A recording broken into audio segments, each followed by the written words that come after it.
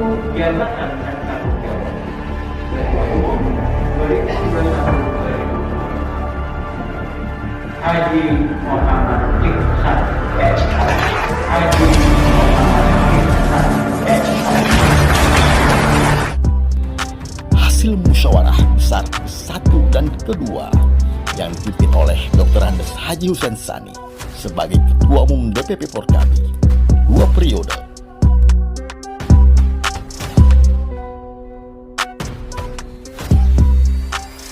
Hasil musyawarah besar ketiga yang dipimpin oleh Dr. Andes Haji Murdani, Ketua Umum DPP Porkabi.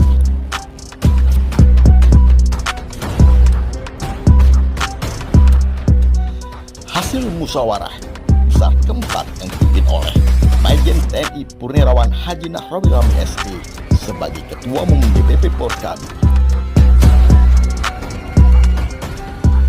Dan hasil musyawarah besar kelima yang dipimpin oleh Haji Muhammad Ihsan SH sebagai Ketua Umum DPP Porkabi.